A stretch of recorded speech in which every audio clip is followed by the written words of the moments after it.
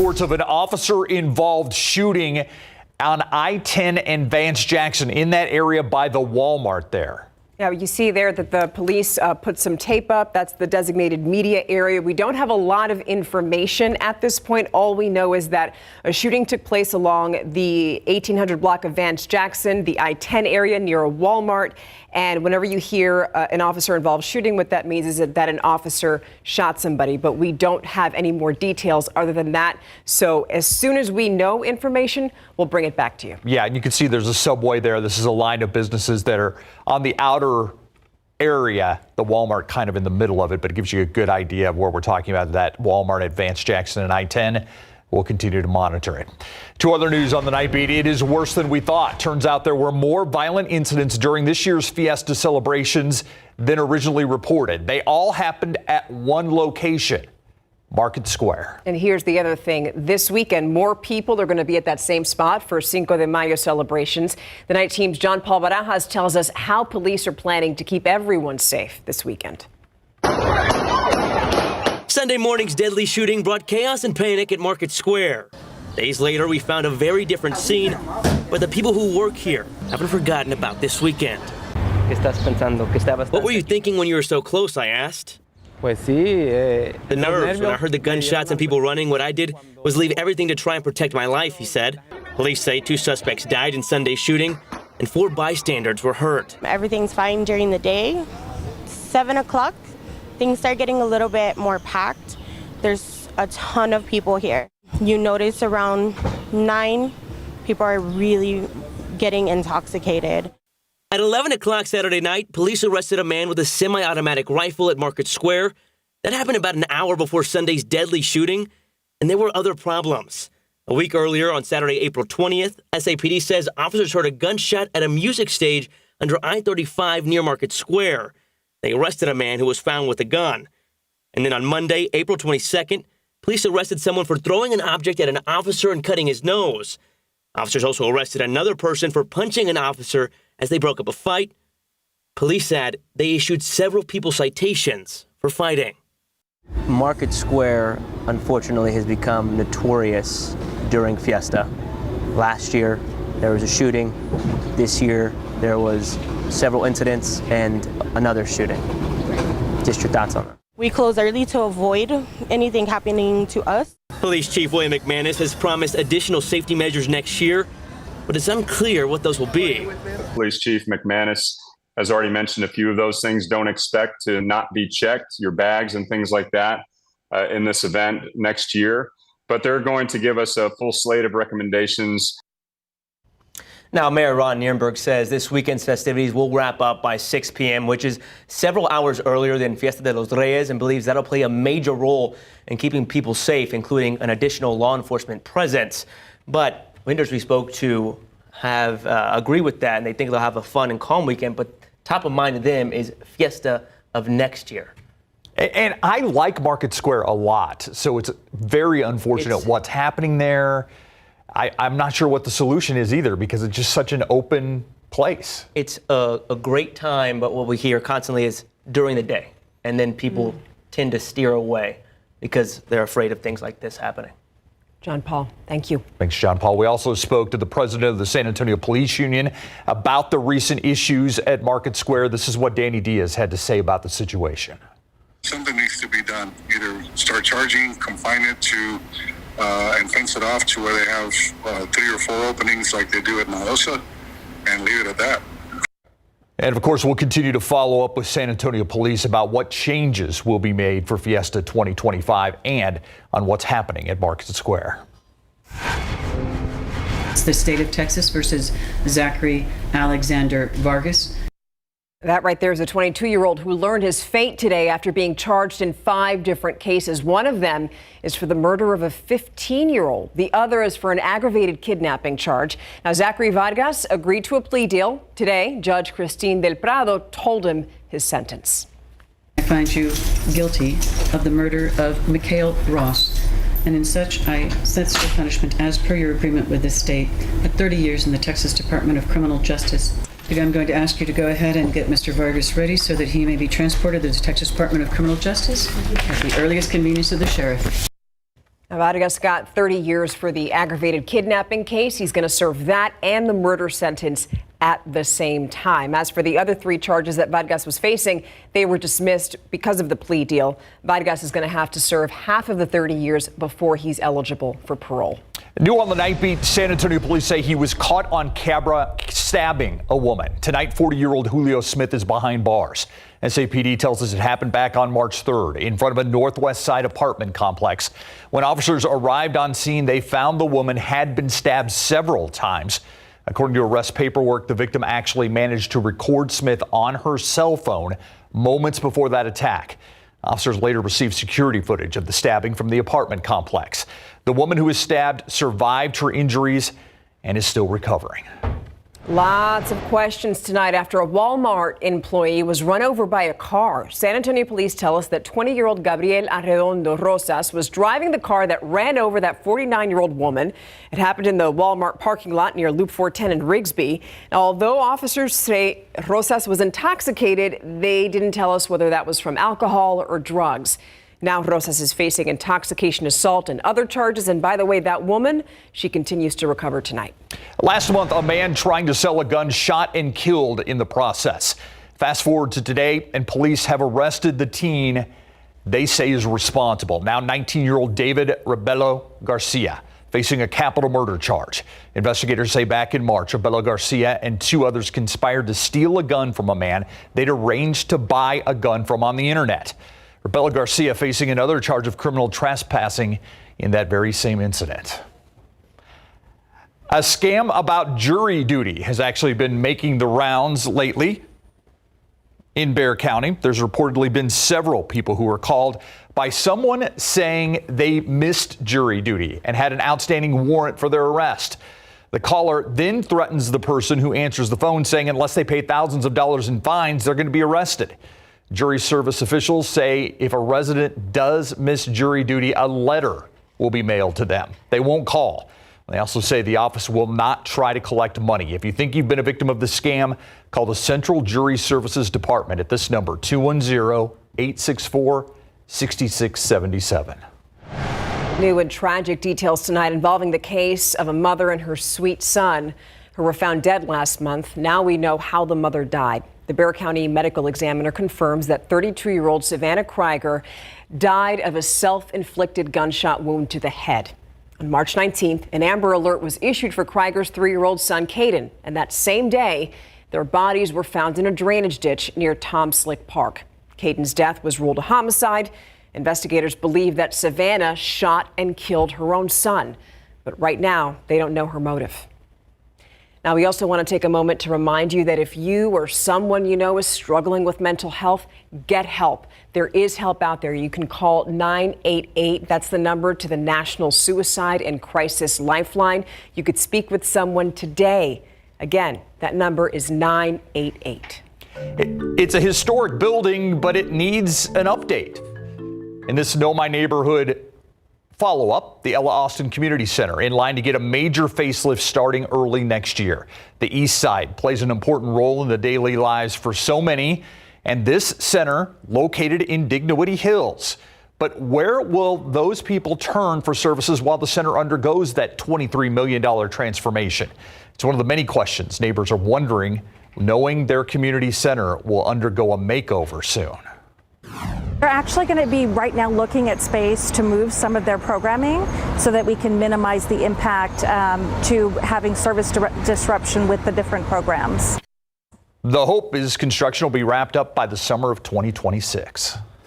And now let's go to your Nightbeat News Flash for a look at some of today's big headlines. We'll start here. Former President Donald Trump has been held in contempt of court. He also got a $9,000 fine. That's after a judge said that Trump violated a gag order that barred him from making public statements about witnesses and jurors connected to his New York hush money case. The judge also warned Trump that if he violates the order again, he can go to jail. The former president has called the gag order, quote, totally unconstitutional, end quote. The Supreme Court now allowing Texas to enforce age verification requirements for adult websites. Today, it rejected a request from the adult entertainment industry to block that requirement. State law requires any website that publishes a substantial amount of content that's considered harmful to minors to verify the age of users. Lawyers challenging the law say that it violates access to free speech online. Right now, an appeal is still pending. Weekly coronavirus hospitalizations at an all-time low. That is good news. The Centers for Disease Control say that a little more than 5,600 people were hospitalized from the virus this recent week. Now, for context, the highest that number got was at 150,000. 150,000 people who were hospitalized at one time during the height of the pandemic in 2022. The CDC is predicting that COVID hospitalizations will likely remain around 5,600 for the next month. Fingers crossed, they're right. And that's a look at your Nightbeat News Flash. A tour of the Tower Life building revealing some surprises, a preview of this walking tour of one of San Antonio's most recognizable buildings, and why you probably shouldn't wait too long before you decide whether or not to take it. And it's that time of year we have something a little extra in the air. We'll get into that in a moment, along with one storm off to the west and better storm chances as we get into tomorrow. We'll break it down for you in a bit.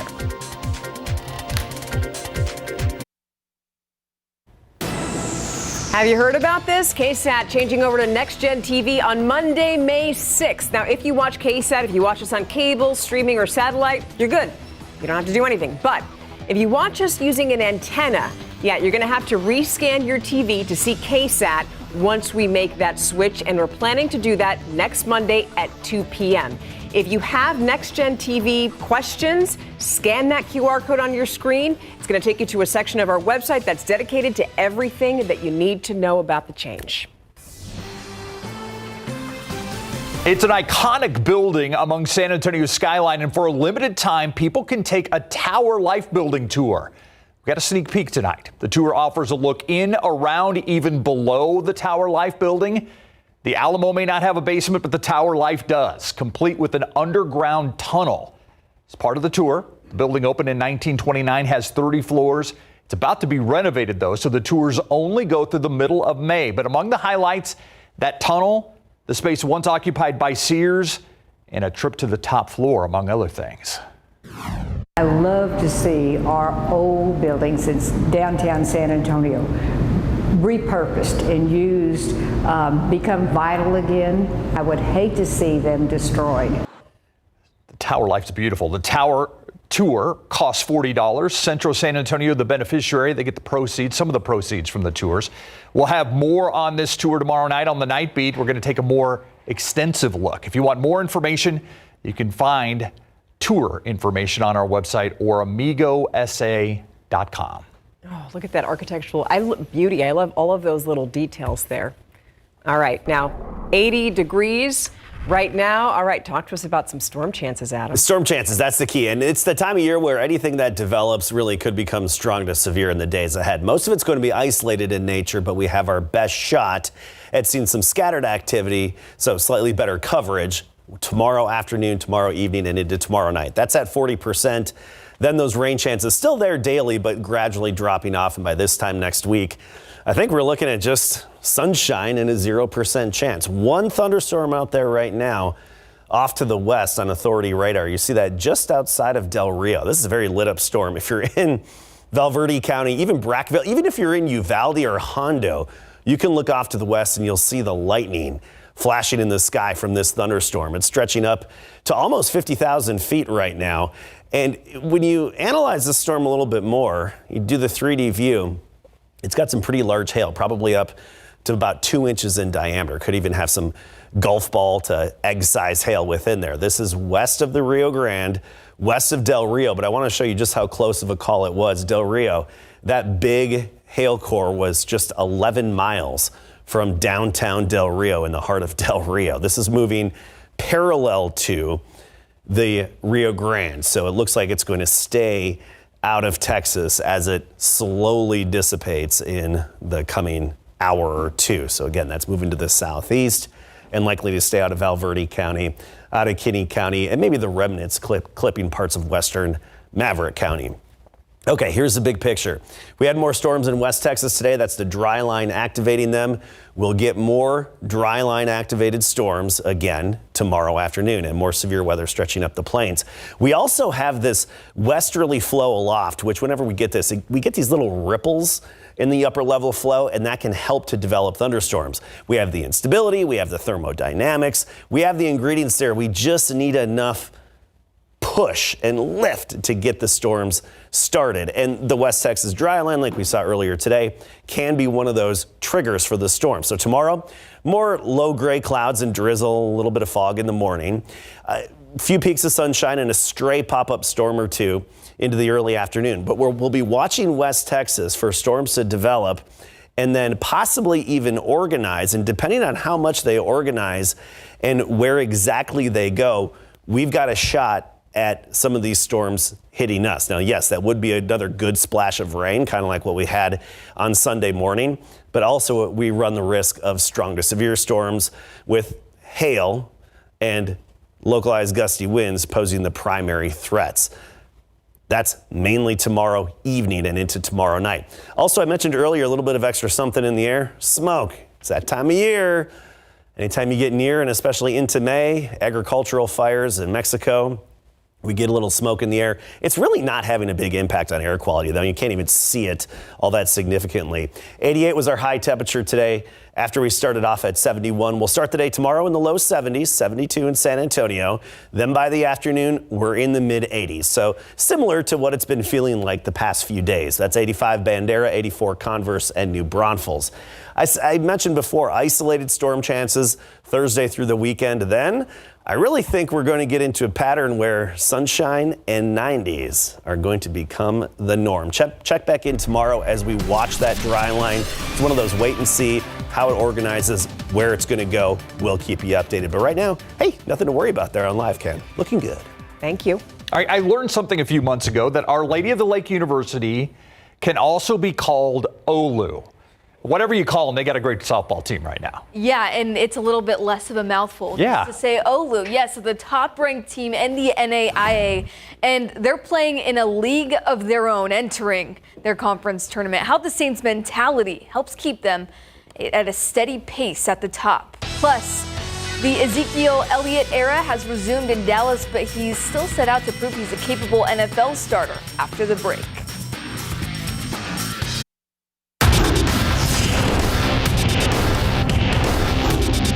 Just showing that I can still be a starter in this league. I can still, play football at a high level. And so, I'm excited to, continue that here. The Cowboys are happy to reunite with Ezekiel Elliott, but Zeke's still ready to prove he's a worthy starter in big board sports. The contract is signed and Ezekiel Elliott is back in Dallas, ready to embark on his second stint with the Cowboys. Zeke inked a one-year contract with a maximum value of $3 million today. The 8-year NFL veteran is already one of the greatest running backs in Cowboys history, third on the all-time franchise list for rushing yards. And coming in, Zeke is closing in on a few other franchise milestones. Well, it's Our Lady of the Lake softball team and everyone else. The nation's top-ranked Saints wrapped up the regular season with an astounding 47-1 record and swept the Red River Athletic Conference schedule. Next, OLU heads out to Louisiana to defend their conference crown. The Saints bring a nation-leading 43-game winning streak into the tourney. Not just the NAIA, the entire nation, including the NCAA. OLU is in a league of their own. We always say we set the standard, so our average is someone else's best day. We just don't feel the pressure of being the number one seed and having to win. We just know that, for 7 innings or however long we're playing, we have to do what it takes to win, and I think that's what we're just focused on. Just not putting too much pressure on ourselves. We've had a reputation the past couple of years, and not letting that affect our game or affect us to put any more pressure than we already have. That's pitcher Cassie Valdez, who has been instrumental in the Saints' success. Valdez and the squad will begin their quest for the RRAC crown this Saturday against 8-seed Xavier at noon in Louisiana. All right, after the break, signing day around San Antonio. It was an exciting signing day around town today. The John Jay Mustangs saw 16 athletes sign letters of intent. The group, featuring a range of student athletes from football and basketball all the way to bowling. When we spoke with them, they shared how excited they are for this new milestone in their careers and what it means to represent their last name at the next level. It means everything. One of the biggest things for me is representing my last name. In high school you don't get really to wear the name on the back of your jersey. So one of the things I'm looking forward to is wearing my name on the back of my jersey. Extremely excited. I've always wanted to play at the next level, and I feel like I'm prepared for it. It means everything. I worked hard since like 5 years old, 6 years old, and now it's just showing. I feel excited, like I get another chance that most people don't really get a chance, and I'm gonna take it. I'll be training a lot during the summer, and I'll be working real hard. And over at McCollum High School, Maddie Espinoza signed her letter of intent to play softball at Texas A&M Corpus Christi. The slugger knew the Islanders were the right choice when she visited, and it felt like home. Maddie's so excited to get to share this moment with her friends and family. It's awesome. I loved every minute of this, and it's just crazy, the amount of work I put in. It finally pays off here, and it's everything. Just to show that they put so much work into me and I gave them the same amount of work back. It's proving to everybody that hard work really does pay off, and just working for my family. Yeah, it's amazing. It never gets old seeing their dreams come true. I love it. Round of applause. Round of applause, I absolutely. think you have a lot of first-generation college students here, and that's Absolutely. always nice to see. Absolutely. Thank you. Thanks, Mary. We'll be right back. Welcome back. At the top of the newscast, we told you there was an officer-involved shooting at Vance Jackson and I-10, and we do have an update now on that. Yeah, it is near the Walmart there on Vance Jackson and I-10 as we take a live picture, I believe, from the scene. We know it was an officer-involved shooting. Not sure how many people were shot or what extent. Hopefully that officer is okay. We do know that Chief William McManus is on the scene. So is our John Paul Barajas. Let's go to John Paul now. Hey guys, we got here just briefly ago, and we're at the Delview Marketplace Shopping Center to give you a better idea of where we're at. As you mentioned, this is a shooting involving an officer, but we don't know the details and what led up to that officer firing his weapon at a victim, a suspect. We don't have those details just yet. Police Chief McManus is on scene. He's being briefed. We're told that he is going to be speaking to us shortly, but we don't know how long that'll take. The one thing we can show you is the massive amount of evidence markers that are on the ground. We've seen numbers go as high as 56, but we believe there could be rounds up to 56 shell casings on that ground from this incident. But that is the information that we have right now. Again, we're off Vance Jackson and I-10 at the Delview Marketplace Shopping Center. We're waiting to be briefed, and the police chief is here. As soon as we get more information, we'll bring that to you. Hey, John Paul, before you leave, and obviously once we get the police chief, we will stream that live on KSAT.com and our streaming platforms. I don't think it's going to happen before the end of this newscast. It looks as if a police cruiser was hit by that gunfire.